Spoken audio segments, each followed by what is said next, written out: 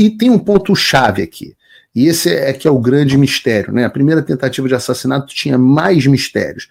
Essa tem um grande mistério, que é um ponto-chave que levanta a pulga atrás da orelha. Olavo Edu Carvalho, melhor canal de corte do YouTube. Opa, eu sei que você não aguenta mais ouvir, eu pedi para você fazer o triplo C, curtir, comentar e compartilhar, mas eu peço porque 4 entre cada 10 pessoas sequer estão inscritas no canal e a maioria não ativa as notificações e nem curte o vídeo, e isso prejudica o nosso algoritmo. Então ajuda a gente aí, brigadão. Falando aqui de tentativa de assassinato do Trump, você deve ter visto, porque saiu alguma coisa na imprensa brasileira, que no domingo, agora recentemente, dia 15 de setembro, o ex-presidente Trump estava jogando golfe no seu campo particular em West Palm Beach, aqui na Flórida, cerca de 2 meses depois da primeira tentativa, que a gente deve lembrar que foi quase bem sucedida, não foi bem sucedida por 1 milímetro, né? Eu fiz um post nas redes sociais, que foi depois foi transformado aí para minha equipe numa reportagem, numa publicação no site do Paulo Figueiredo Show, explicando o que a gente sabia até aquele momento. E de fato, o que aconteceu? Né? Bom, dessa vez, graças a Deus, o Trump não chegou a ser alvo de nenhum disparo, isso porque o serviço secreto foi menos incompetente e conseguiu identificar o atirador antes que ele pudesse agir. Né? Esse atirador, que se chama Ryan Wesley Ruth, né, foi visto pelos agentes do serviço secreto quando o cano de um fuzil AK-47 foi identificado saindo de um arbusto ao longo do percurso do campo de golfe, o que é muito interessante, né? E uma vez que ele foi visto, Donald Trump estava a mais ou menos 300 ou 450 metros do local em que o atirador foi encontrado, e assim que ele foi identificado, os agentes do serviço secreto, dessa vez aprendendo com a primeira lição, imediatamente entraram em combate com o Ryan Ruth, que estava nos arbustos, conseguiu fugir da cena do crime num carro, deixando para trás a arma do crime, o AK-47, 2 bolsas, uma mira para o fuzil telescópica e uma câmera GoPro. Uma das testemunhas que estavam no campo de golfe viu o Ryan Ruth fugindo, tirou uma foto do carro e entregou às autoridades. Logo em seguida ele foi preso aqui na 95, que é a principal rodovia aqui da Flórida. E tem um ponto-chave aqui, e esse é que é o grande mistério, né? A primeira tentativa de assassinato tinha mais mistérios. Essa tem um grande mistério, que é um ponto-chave que levanta a pulga atrás da orelha. Ninguém sabe como diabos o Ryan Ruth teve conhecimento de que o Trump estaria jogando golfe naquele local, já que isso não estava listado na agenda pessoal do presidente. Só as pessoas mais próximas do Trump tinham conhecimento de que ele estava ali. Na agenda presidencial não seria normal o Trump estar ali.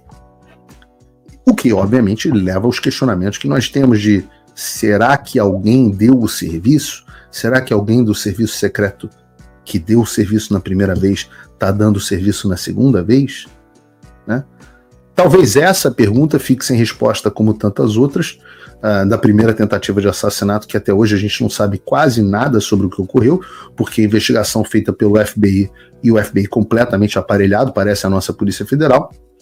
Só que dessa vez a gente tem uma pequena esperança que vem do governador da Flórida, Ron DeSantis, aliado do Trump, do mesmo partido, que anunciou que vai fazer uma investigação por conta própria sobre o atentado do Trump. De fato, isso está dentro da jurisdição do Ron DeSantis, então, como ocorreu aqui dentro da Flórida, e eles vão conduzir a própria investigação. E o que é triste, porque mostra o estado de descrédito no qual se encontra o FBI. Né? O FBI que forjou provas na casa do Donald Trump, o FBI que inventou um dossiê sobre ligação da Rússia, o FBI cujos agentes foram pegos conspirando contra o Donald Trump na primeira eleição, enfim, o FBI que está com a imagem muito abalada, né? Então, felizmente nos Estados Unidos, pelo menos você tem a questão de uma certa autonomia nas polícias, e o Ron DeSantis anunciou que vai haver uma investigação. Agora, o que é interessante, um ponto interessante dessa história foi o Trump divulgou um comunicado imediatamente depois do atentado que eu achei muito oportuno, chamado A retórica dos democratas inspirou outro atentado à vida do Donald Trump.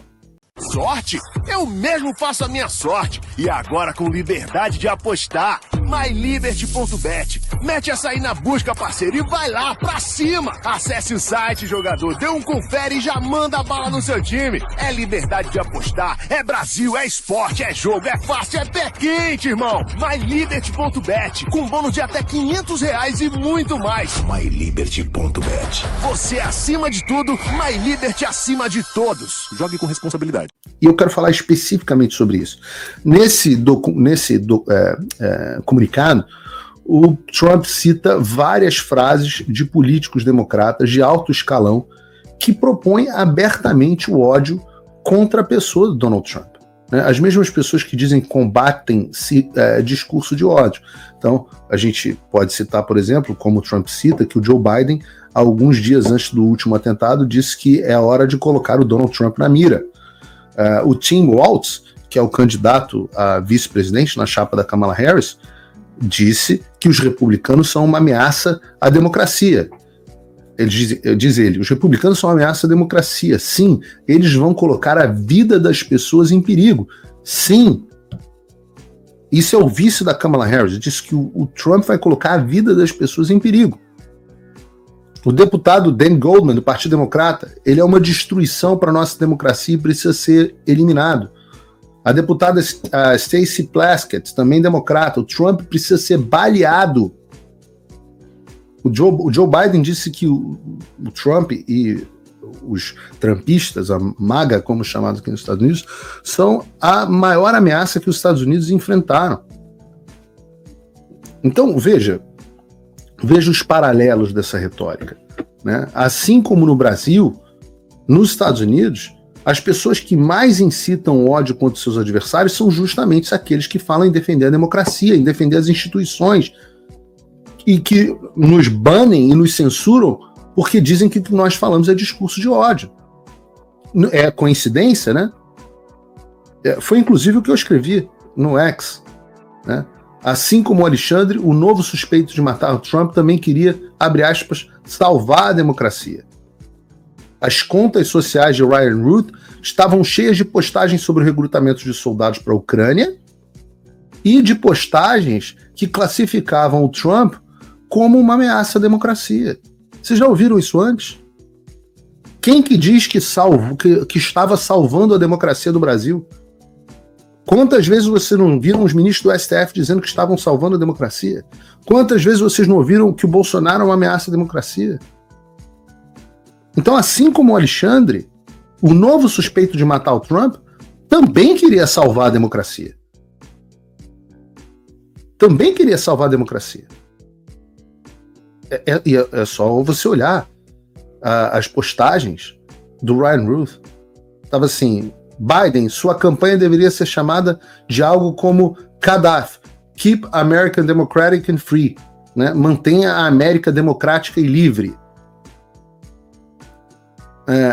Tá dizendo aqui, e os trumpistas, né, deveriam ser, em vez de MAGA, MASA, Make America Slave Again, faça os americanos escravos novamente. A democracia está nas urnas, nas cédulas, e não podemos falhar. O mundo está contando com a gente para mostrar o caminho. Fizeram, inclusive, um vídeo de todos os tweets do Ryan Root, porque vocês sabem que depois que essas coisas acontecem, os culpados começam a aparecer mortos, as provas somem, né? As redes sociais são apagadas. Não só o X, como o Facebook, mesma coisa, a conta do cara subiu, né? E quando você vai se aprofundando no histórico de quem é o Ryan Root, e eu volto a dizer, a cobertura da imprensa brasileira sobre esse assunto foi absolutamente desprezível. Uma cobertura absolutamente desprezível, como se a tentativa do assassinato do candidato favorito, né? Vale dizer que, e a gente vai falar sobre isso, Donald Trump é o candidato favorito hoje para as eleições americanas, para se tornar presidente, e um ex-presidente talvez um dos mais importantes da história americana, a gente pode dizer que a imprensa brasileira, e num certo sentido até americana, trataram isso como se fosse uma coisa comum. Ora, se a Kamala Harris tivesse tido uma unha encravada, isso seria, assim, por conta de uma manicure republicana, isso teria sido assim, notícia em todos os dias. Manicure republicana tenta matar Kamala Harris, né? Então, quando a gente vai se aprofundando no histórico do homem que tentou matar o Trump, você vai achando mais e mais coisa. Ele não era só um apoiador do Biden que nutria um ódio profundo pelo Trump, como também fez 19 doações para o Partido Democrata, através do Act Blue, que é a plataforma de arrecadação de fundos dos democratas, da esquerda americana. As doações em si foram pequenas, mas o maior de todas foi $25, $144 no total. Mas era mais do que os valores, que não mostra que o sujeito era necessariamente rico, mas mostra que ele era empenhado e constantemente engajado. Então, o conhecimento desse fato e das redes sociais, ele traz luz sobre as motivações do Brian Ruth para tentar assassinar o Donald Trump. E a motivação aqui é política, e que esse cara tem um ódio profundo pelo Trump, que foi confirmado, inclusive, pelo filho dele. Num trecho muito interessante de uma entrevista em que o filho do Ryan Ruth deu ao jornal britânico Daily Mail, e vale a Sueli colocar essa reportagem também no site, ele descreve o pai, né, o filho do Ryan Ruth, descreve o pai como alguém que não é violento, mas também comenta que o pai de fato odiava o Donald Trump, e que ele faz um comentário que é impossível da gente não destacar aqui. O filho do homem que foi preso por tentar assassinar o Donald Trump diz a seguinte frase: "Meu pai odeia o Donald Trump como qualquer pessoa razoável." Essa é a normalização do ódio ao Donald Trump. Por parte das pessoas que, abre aspas, combatem o discurso do ódio. Então o sujeito não era violento, mas ele entendia que ele precisava salvar a democracia dessa ameaça existencial. Traduzindo a mente desses psicopatas, e aqui eu falo tanto do filho quanto do pai, né, ou dessas pessoas hipnotizadas nesse caso, não acho que o termo psicopata aqui caiba, porque não é uma pessoa desprovida de empatia. É uma pessoa com a visão da sociedade distorcida, é uma pessoa em estado histérico. Essa talvez seja a descrição clínica correta. Né? A pessoa está em estado de histeria. E na visão destes histéricos, e na visão dos políticos do Partido Democrata e da esquerda americana, mundial, que incitam esse tipo de ação, do Beautiful People, como é o nome da menina que minhas filhas agora? Da Taylor Swift, né? O Beautiful People que arrota a democracia, mas pratica o ódio contra quem não apoia as pautas malucas da esquerda.